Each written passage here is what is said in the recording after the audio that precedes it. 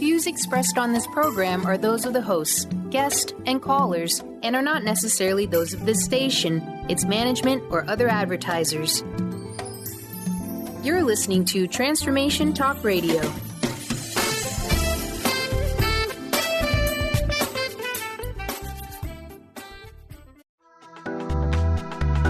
This show's audio was via a Skype call. Let's talk about your juicy love with me, Una Drake. We explore relationships, dating, sacred union, communication, conscious love, healthy boundaries, and much more. As a dating and relationship coach for over 5 years, with a background in shamanic healing and metaphysical work, I've helped men and women, young and old, from all walks of life. My mission is to increase peace, joy, and love on planet Earth. So listen in and stay juicy. All right. Hello. This is me, Una Drake. And I'm here today with Brenda Reiss, who is a radical forgiveness coach. So we're going to talk about forgiveness. What a good way to start out the new year, start out 2018 with clearing the past and putting ourselves in a powerful position to have freedom in moving forward. Brenda, thank you so much for being here today. Thanks, Una. I'm so happy to be here. Yeah. So, can you tell us, you're a radical forgiveness coach, and you do a few other things as well. You help people with Akashic records, and can you just tell us a little bit about your background, who you are, and the work that you do? Absolutely. Well, my background actually is 30 plus years in corporate. And so I know, which is kind of funny.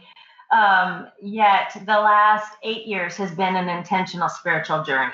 So that's what, learning life lessons, being a student of life has got me to the point where I knew that there were some patterns and beliefs in my life that I needed to go ahead and take a look at, because I was discovering it wasn't everybody else's fault. I was the common denominator. So that's what led me to here. But the background is, in corporate. But I've always been that person that, like a lot of us are, that people would come to and share their stories or get advice from a very young age. And I loved people. And I was going to get into, therapy and psychotherapy, when I was young, loved all those classes. But life led me in a different direction, and getting married young, having children, and, getting into the corporate world for the many reasons we all do, to bills. And I thought that was my life path. I always thought that I was like the wingman, never the pilot, and that I was always the assistant, never the leader. So my life led me to the forgiveness work, in the sense that I lived a life out of fear. I lived a life out of security and safety. And I also, went through 3 divorces, and, patterns in dating, and always thinking, I was picking the same guy, not really realizing, that maybe there's something in common here. So it was a really growth experience through my life that led me to, and leading me to understanding that I lived a life of the opportunity for forgiveness. That's wonderful. Yeah. That's really powerful. And so, and you have trained in a specific technique called radical forgiveness, correct? Yes. And can you tell us more about that? Because that goes beyond just your average forgiveness work. I've heard a little bit about it, but I'd love to hear more and hear it in your words. Because I've heard that it's amazingly powerful. I have a friend who's done some work actually with you, and says it's mind-blowing. So well, and it is, because it takes a whole different approach to forgiveness. And that's what I was fascinated about. Because when I started on my journey, 8 years ago, after a really hard, very challenging divorce, and really realizing I needed to make a change in me, that I was the denominator. So therefore, if I wanted to make any change, I needed to do it. It wasn't up to anybody else. And as I was going along in my process, because my story was I came out of that job and had to get a neck fusion and a back fusion. So I went into 2 major surgeries right away because I was ignoring myself. So all of this is the forgiveness work. A lot of people have health challenges and health problems, right? Because we don't pay attention to the signs. We are living our life out of safety and fear. We're not realizing that we're not living in the joy that we're meant to be living in. And so I was one of those people, and not realizing that my boss was just like my ex-husband, who was like the husband before that, who was like the husband before that, and really trying to prove myself working hard. So what got me there was after the surgeries, it just kind of guided towards this forgiveness coaching. I saw a little teeny advertisement and just went, oh my God, what is that? I need to know it. And it has changed my life and the people that I get to work with. Because for me, who was afraid to live in my heart, I was living out of my head, out of safety, thinking the illusion of safety. And what I got to do was when I first understood about radical forgiveness, I liked it because it's a 5-stage process. So it's a process. Oh, I can do that. Because of living in the head, I can, okay, just tell me what to do and I'll do it kind of thing. And sure. So it was fascinating. So how I, when I started to understand radical forgiveness, it's a tangible 5-stage process for those of us that kind of live in our head, that want to be here in our heart. And it's for those that are already in their heart too, because we take it and we go through those 5 stages together using tools and techniques. So it's tangible. It's not like, Una, I know you're suffering, but could you just let go? Let go. Because that always works. Just yeah. Just kidding. I know. And so that's what I was finding, because going through this spiritual process and this awakening, people were just telling me that, meditate and let go and it'll be fine. And I kept finding that, it wasn't fine. I kept finding that, my ex-husband, I was suffering. I was hurting still. And every time I'd see a Metro bus, I would cry, and in the Seattle area, there's a lot of Metro buses, right? Yeah. And my ex was a Metro bus driver. So see, I was still being triggered, and people don't realize that you're still being triggered. Even if time goes on and you think, oh, I got this. It's not. You don't all the time. Some people do, but a lot of us don't. And until I got to this tangible process, was I able to get some relief, see what was going on. Okay, that's awesome. Can you outline the 5 steps for us? Absolutely. So the steps are sound easy. So the first step is where you're just telling your story. So with yourself or with me, as a coach, I like to tell, I needed a coach to start out with, because she was there to witness and validate my story. And we need that as a human being. We need to be witnessed and validated. And the other part was she was listening for patterns and oddities and synchronicities that I didn't even realize was going on. And then because she picked up a pattern of 5 in my life, and we'll go into that. It was mind-blowing for me. And then the second step is feeling the feelings. That's the hardest step for everyone to do, because especially as women, but men too, we are taught, right, in society or in our homes. I love how now, like, my daughters are teaching their children to be able to express and emote. I didn't learn that. And so a lot of it was, you don't be angry, you do the right thing, you say the right thing, and it was, so we stuffed it. One of the hardest things that working with my clients, one of the hardest things to do, but that's what I love to do. Because when I got in touch with my anger, oh my gosh, it changed my health, it changed everything. And then the third step is collapsing the story, which that's where, what I call, you're separating fact from interpretation. So this is where I'm going, oh, I have a story, and here's the fact, but what did I make about it? Right. What did you make it mean? What did I make it mean to me? Because that is the suffering, right? Here's a fact, and then after the collapsing is the reframe, which is actually the radical forgiveness part.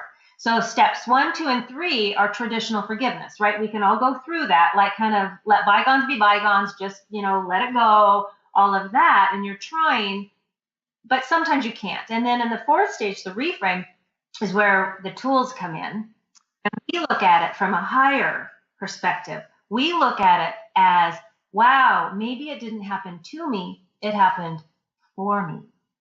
Oh, fascinating. And it's so amazing. So amazing. And the 5th step is where we create the new story. How do you want to go forward? If you're letting go of that, let's fill it up with good stuff. That's amazing. Okay, that's wonderful. It looks like we have a break coming up in just a couple of minutes. So maybe we can, I'd love to just, if you have anything further to say on those 5 steps, or, how you've used that powerfully in your life, because obviously you have. And then we'll get into some more specifics when we come back from the break. Yeah. The story that I found for me was, if we have a minute, was that, when I sat with her, she asked me how long I'd been married, how many kids I have, the usual stuff. And I said, first marriage, 5 years, second marriage, a little over 5 years, third marriage was 10 years. First job was 10 years, second job was 20 years. And she looked at me and she said, well, what happened to you when you were 5 years old? Oh. And wow. I said, my dad left. Okay. And so that it just created like an imprint in your life that got repeated over and over. Wow. Well, it did, because I made up a lot of story. Yeah. Yeah. That's amazing. That's amazing. And I look forward to hearing more about that when we get back. But we're going to go to a break right now. Again, I'm Una Drake, and I'm talking here with Brenda Reiss. She's a radical forgiveness coach, and we're talking about how to let go of your baggage so you can powerfully move forward in freedom and authenticity in the new year. Thank you. All right, we'll be right back.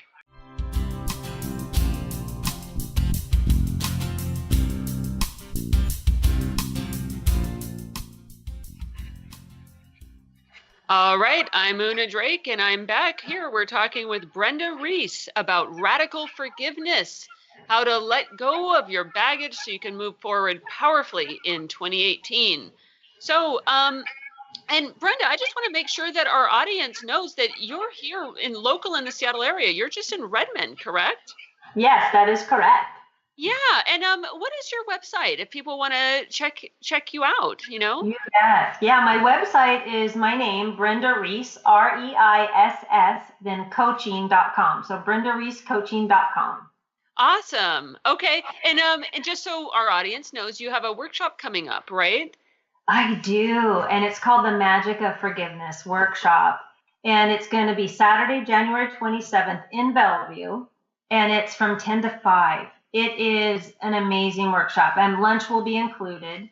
And they can find that on my website under the events tab to get a little bit more information about what it provides. But it's a seriously magical workshop, because you get to go through the 5 stages of radical forgiveness physically. You do not have to share your story at all. But there's a circle ceremony, like an indigenous circle ceremony, that covers 14 different areas of your life for forgiving. And all you're doing is releasing, and you're witness and validating other people. It's no words. And then there's tools that they will take home, like the worksheet that we'll go over. And then there's a really good 7-step process to kind of clean things up at the end. It has changed people's life. That's wonderful. All right. So one thing I wanted to get into with you is how can forgiveness pave the way for a healthy relationship? Because, of course, I'm all about helping people have great relationships and have juicy love in their life. And I'm thinking, getting rid of the past is a huge first step there, right? It is a huge first step. It is a huge first step. And so for me, I like to help people create a way, like awareness. I like to help people create and see what's going on in my life. Okay, so like me, I discovered I'm the common denominator in these relationships. So before I was going to enter another one, I had to be kind of clear on what that was. What was my baggage, per se? that I was bringing in, because I knew I wanted to be in a really healthy relationship, but did I know what that was? No. If you've never been in one, if you've never seen one modeled up close and personal, then it can be really difficult. Exactly. And not to beat ourselves up. That's just how, it's just how it is. And Yeah. And that's the other part, is not beat ourselves up. And that's where the self-forgiveness part comes in. We'll talk about. So in the relationship, what was important for me as I took some time off from dating, right? And that's what scares a lot of people. But I had to do it. I needed to get clear. And so I went and I checked out different modalities to help me know more about myself. Astrology, who am I really? What did I come in as? And I did Reiki to heal my heart. And I did other modalities, quite a few of them, to be able to kind of clear the junk and see. And so then I started in, which helped made the room for the forgiveness work, and realizing that, I was carrying some beliefs and patterns. The forgiveness work really helped me hone in on those patterns and those beliefs, so that I could see where I'm at. That cleared the way for me to start looking at and being attracted to other men that were, more along the same vibration as I am. Right. So you weren't just constantly setting up the same patterns in your life. So, I mean, I think our subconscious, if you could call it that, causes us to do that so that it's constantly in front of our face and we can clear it. But You got to actually clear it, not just stay stuck in the pain. Exactly. So that's why I just kept coming out. I kept calling it the 2x4, right? I kept getting, and it's like, what am I missing? And I needed someone else to help me see that at first, right? Until I could educate myself and learn and experience for myself. So when I entered into my relationship with my husband now, the first thing was, I want a healthy relationship. And he said, me too. And I said, we have to do it differently. So we need to really look at, what are we bringing in? What have we cleared? What have we not cleared? Oh, that's wonderful. So it sounds like he's someone who had done his work as well. Yes. Awesome. And the forgiveness work has really changed him too, in the sense of, because it gave him a pathway, right? A pathway to find, this is showing up in all these relationships. Where did it stem from? And then how to bring it forward. So to really ground into a healthy relationship, we have to have it first with us, understanding what we're bringing. And as I share with my clients, it's like, we can only do so much work alone. Yes. We are in relationship to heal. And if that other partner isn't ready to heal, then we get to be strong and say, I need to move on then. And that's really hard for people to do, because we stay stuck in those relationships thinking we can change it. We can't change them. We can only change ourselves and have that open communication. I agree, like 120%. That's so right. And there is only so much healing work, I think, that we can do alone. And in relationship, things come up to be looked at, to be healed, to be addressed, that we simply can't get to alone.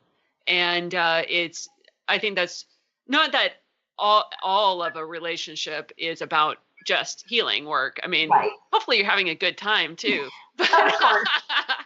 But certainly if both partners are on board for the healing work and to grow through the relationship, that is so important. So thank you for highlighting that. And then you mentioned forgiving oneself. So what does it mean to forgive oneself, and why is that so important in this journey? Well, because we're it, right? We are the co-creators. We are the ones that are here to have the experience. And what happens in that, it's kind of like in the radical forgiveness and in other spiritual modalities, if we look at why I'm here, that I'm an actual spiritual being having a human existence, right? Or a human experience. So there's, in radical forgiveness, we talk about that there's spiritual amnesia, okay? We come to earth for a reason.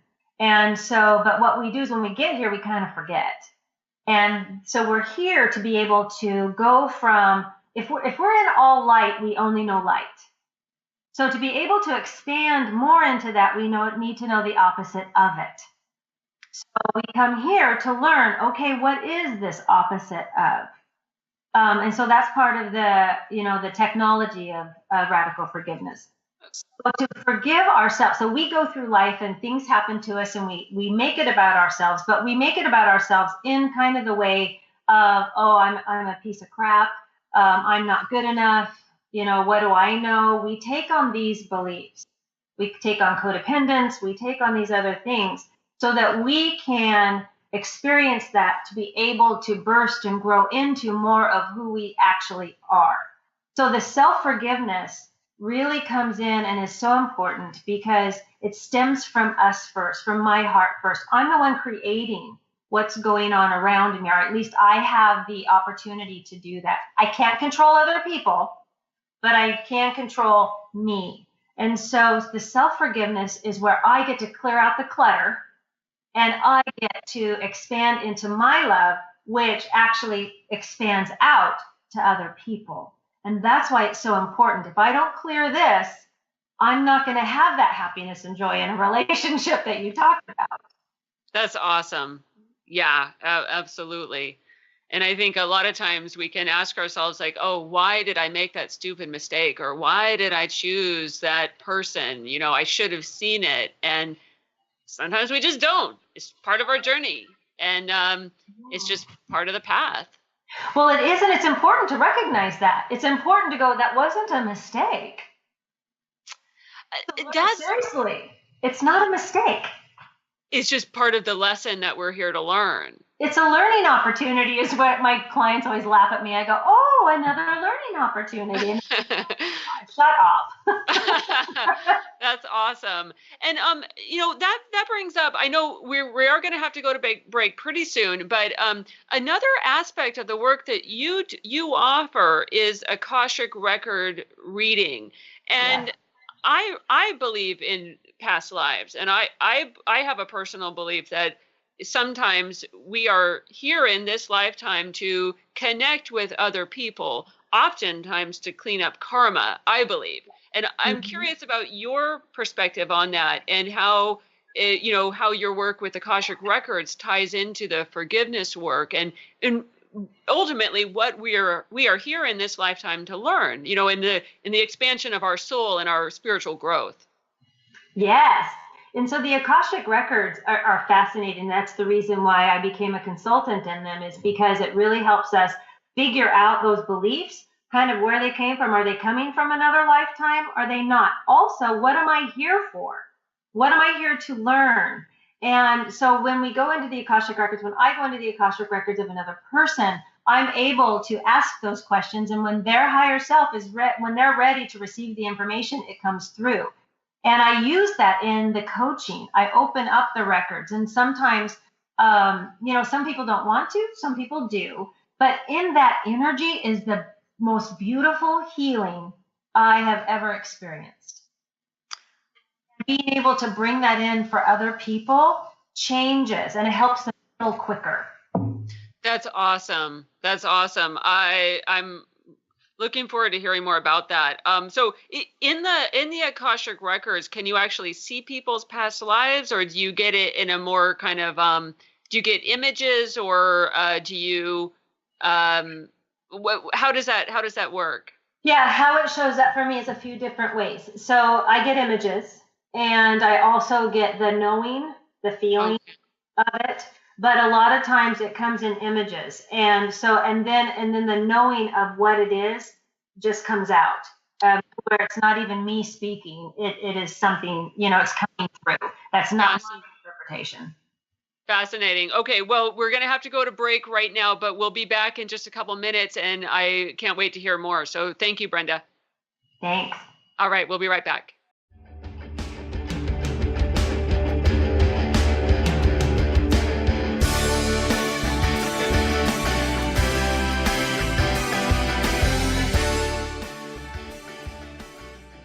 All right, and we're back. I'm Una Drake, and we're talking today with Brenda Reiss about radical forgiveness and the Akashic Records and how to clear our past so that we can move forward powerfully in 2018.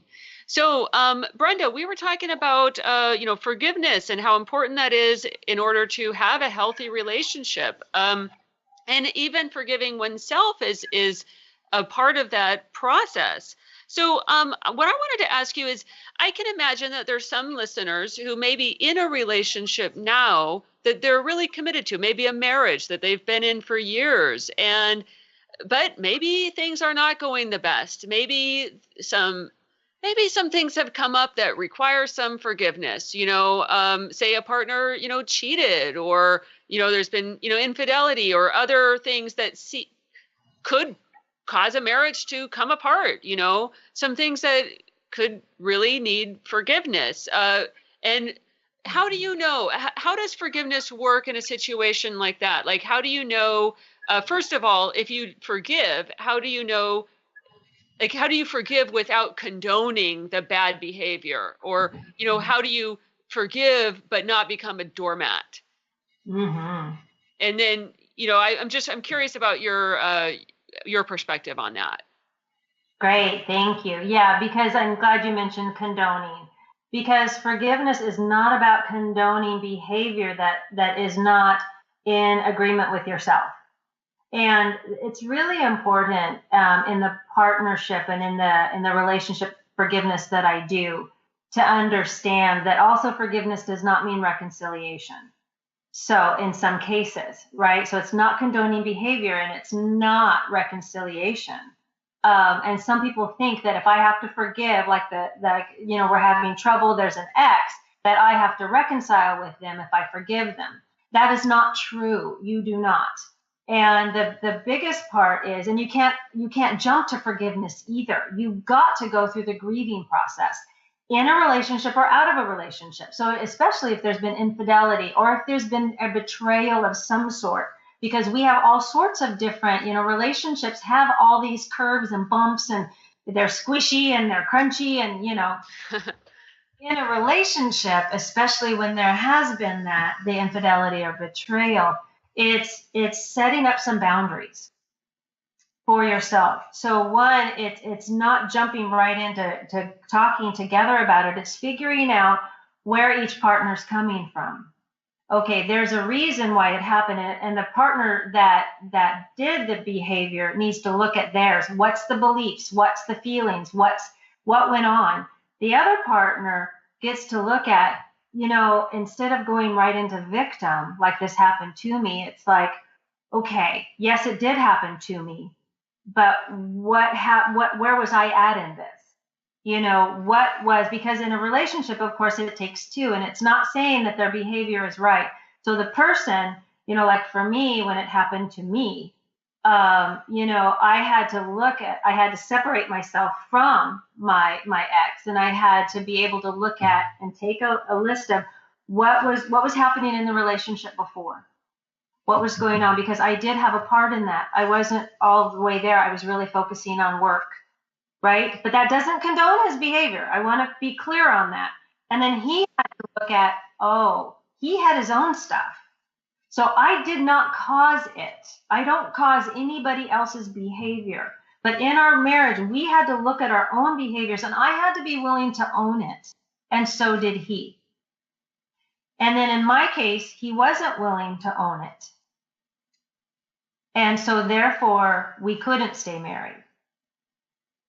Okay. But I've worked with a few couples who have stayed married through this because they were willing to take ownership and responsibility for themselves. That's wonderful. We go through the radical forgiveness process. Let's look at the story, because there's a story and those beliefs and those things behind it, that makes our suffering. So therefore, we can look at each other and go, what are we learning from each other or not? Yeah, absolutely. And that gets to, I think, a little bit of some of the past life stuff. I think sometimes we come into a lifetime in order to work out issues, karma, etc., with a partner, and sometimes I think those people show up in our family of origin, and sometimes they're people that we have some sort of relationship with, oftentimes in significant intimate relationships. my feeling is that a lot of times those are people from past lives that we're working stuff out with, especially if it's painful.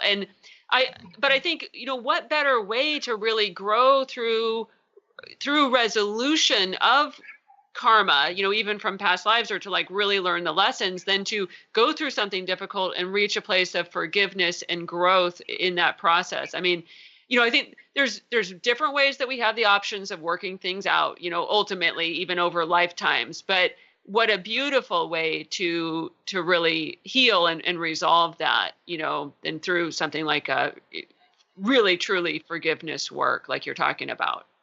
Exactly. And that's what happened in my relationship with my ex, was we had a soul contract together. And I discovered that through the Akashics, and we had a soul contract together. And when I brought it to his attention, we had some things we were here to learn together. And he said, I'm not willing to go forward. I'm going to do that. He was still angry and he was still working on his stuff.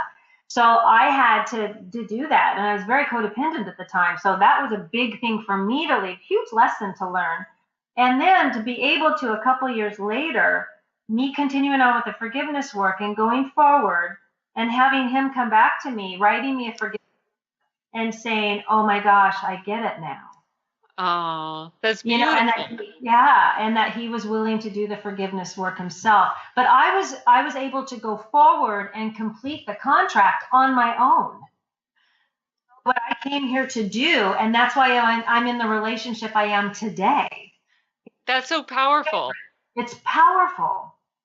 Wow. Okay. So that's great. And I know that you talked about this before. You talked about healthy boundary setting, because that, if you are doing the work yourself, on your own, even if your partner is not really participating in the growth process actively, you can determine what boundaries are okay for you and what you're willing to, say, accept within the relationship, and then set those and make decisions based on that as you move forward. Or how do you express that, and how do you work with that with partners? Yeah, so with partners, with clients. With partners and clients, actually. So something that I hadn't done before that I did this time in my relationship, speaking of partners, I have a sheet that we use in the relationship coaching for the radical forgiveness. And there's a list of things to talk about, from infidelity to, to what is marriage, to kids, to, some of us talk about those, like, do you want to have kids? Yeah, I do. But, not really, because when you think about the career, kids and their career, are you willing to travel? Are you not?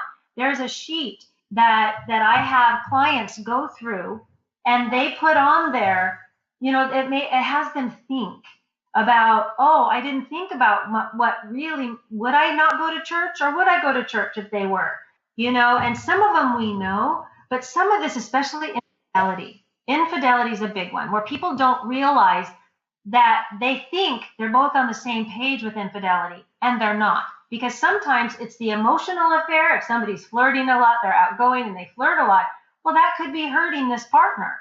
But they're not saying nothing, and then they get resentful. So it's both going, what is that infidelity to them? Because for some clients, it has been. Sure. It's all about good communication, and emotional intimacy is based on communication, essentially, and trust.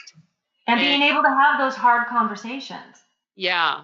Really, in the end, it weeds out the people you don't want to be with. It brings in those that are willing to stick with you through the fire, that's to stick with you through, the ups and downs of a relationship, and who are there for you that you can trust, because most of us don't trust. Yeah, absolutely. And honestly, the first step that I use when I work with single clients who are looking for a relationship is a clarity aspect. And what are they really looking for? And in terms of many different aspects to a relationship, or many different aspects of a partner that they might be looking for. And it sounds like that's similar. I'd be curious to see your sheet, but I think it's really important to have clarity for yourself, and then also, of course, to talk about it with your partner, especially if you're in an existing relationship. Exactly. Before you make some decisions like having kids. But, stuff happens. But, yeah. Okay. So, yeah, that's interesting. And I know that it looks like we have about just a couple minutes before we go to break. Anything that you want to say to tie up there, like tie up how relationships and karma and stuff like that? I mean, that's really fascinating. Yeah. And and I do highly recommend getting readings from different practitioners for people and to really understand themselves first. Why did I come in here? And I'm all for that, because there's not just one modality for anything. There's different ways that people, feel good about and can, it's like you hear the same thing about boundaries from 10 different people, but one person is going to resonate. Boundaries is hard for people to do. And so trying to make it real simple and easy is what I like to do. Let's break it down. What are the characteristics in the relationship? And even looking at your current partner. Mm-hmm.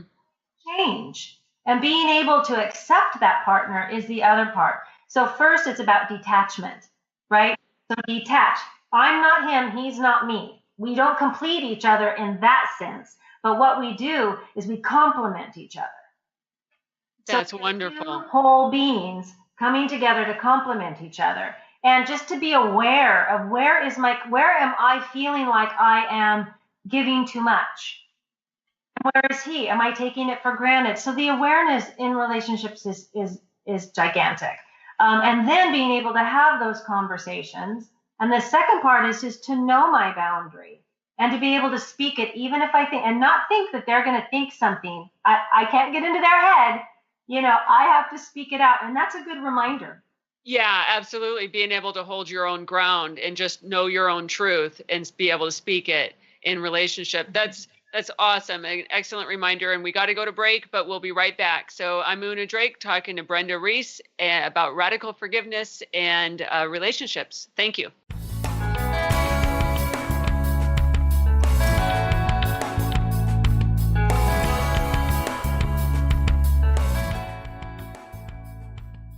All right, I'm Una Drake, and I'm here with Brenda Reiss, and we're talking about radical forgiveness. And Brenda, you were going to talk about we talked about self-forgiveness earlier, and on the break, you said that you had some more words to say about self-forgiveness versus self-acceptance. That seems like a really interesting distinction there.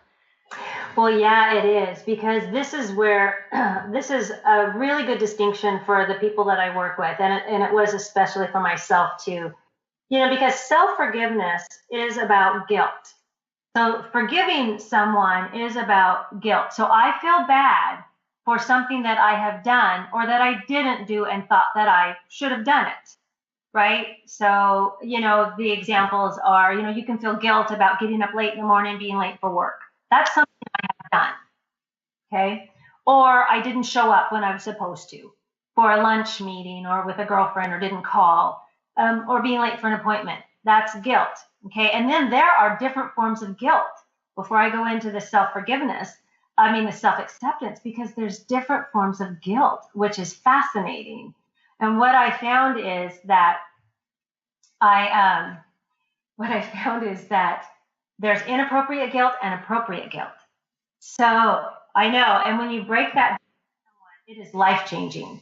And so it's like I carried guilt for things for other people. So this is where we get into like karma, and we also get into codependence. I carried my mother's guilt for a long time, not realizing it wasn't mine. But like survivor's guilt is an inappropriate guilt. Right? That we take on ourselves, like, oh my God, I survived and they didn't. It doesn't mean that we can't feel bad, but it means that we should not take on the guilt. It's not appropriate. It's not ours to take on. Sure. Parents, it's taking on the guilt of their children's behavior. Now, unless the parent has been really bad, that's not theirs to own. Mm-hmm. Self-acceptance, that's shame. So self-acceptance is about how we view ourselves, how we really think that we are. I'm not good enough. So guilt can turn into shame, right? If I'm continually late, I can turn that into I'm not a good person. I'm just a lazy person that, and so therefore I'm not even going to try, that kind of thing. So the self-acceptance is important. And it's looking at those beliefs, right? For shame. That's fascinating. That's a really, really interesting way to do that. And so the radical forgiveness work can help with both of those levels. Oh, absolutely. Yeah, that's one of the favorite things that I love to do, because we carry around too much guilt and too much shame. That's not ours. But then we get to take also responsibility for what is ours, because maybe I am a lazy person, and I need to kind of accept that about myself, because that goes into the self-acceptance, and being able to learn to be okay with it or change it. Uh-huh. Okay. Yeah. And yeah, or just accept things about yourself, or like, I'm never going to be a star basketball player. And if I felt really bad about that, then I guess that would be something that I'd have to let go of. I mean, exactly. Or if you think you want to be, like, comparison comes in here, right? Comparison is shame. How many people compare themselves to others? Oh my God, look at them, they're doing so great. Or wow, she's so intuitive. Or look at that. I mean, I did that. And when I'm feeling not so spiritually connected, I fall right into that. Sure. So what I've got to look at is, what are my strengths? What are my weaknesses? What are my innate gifts? And that's a part of this whole forgiveness process. Okay, that's awesome. And do you have any tools to help people with that? I'd love to give people practical takeaways that they can implement, in their lives. So yeah, absolutely.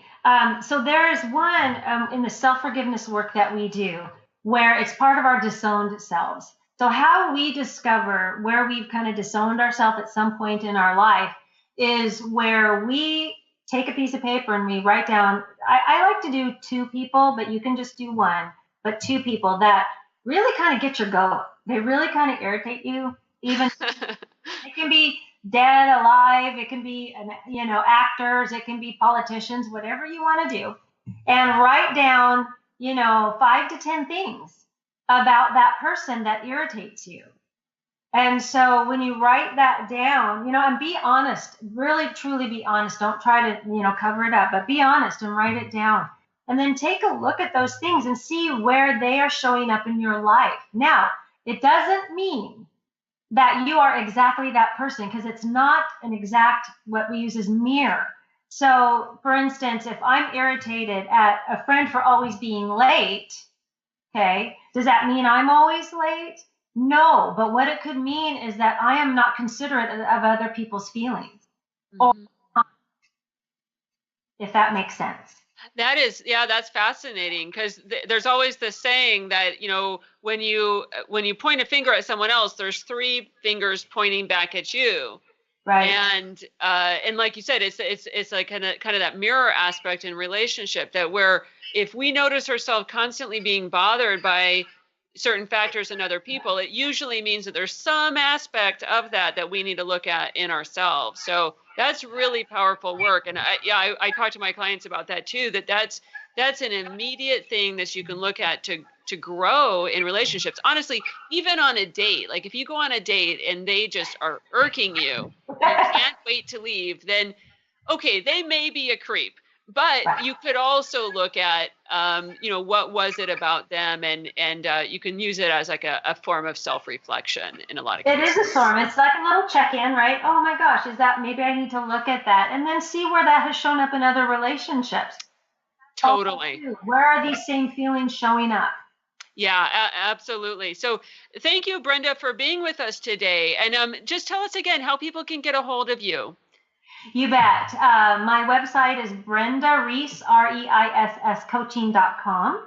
And you can email me at Brenda Reiss Coaching. You can see my events on my website. Also, there's a contact there. And I offer 30-minute discovery calls if people want to find out if this forgiveness work is right for them. And yeah, my workshop coming up on January 27th is life-changing. So that is also on my event tab on my website. Perfect. Thank you so much. And I am Una Drake. You can find out more about me at unadrake.com. You can email me, una@unadrake.com. And I'd love to talk with you. Thank you so much for being with us today. And I really appreciate your perspective. So thank you very much. Thank you, Una. It was great to be here. Thank you.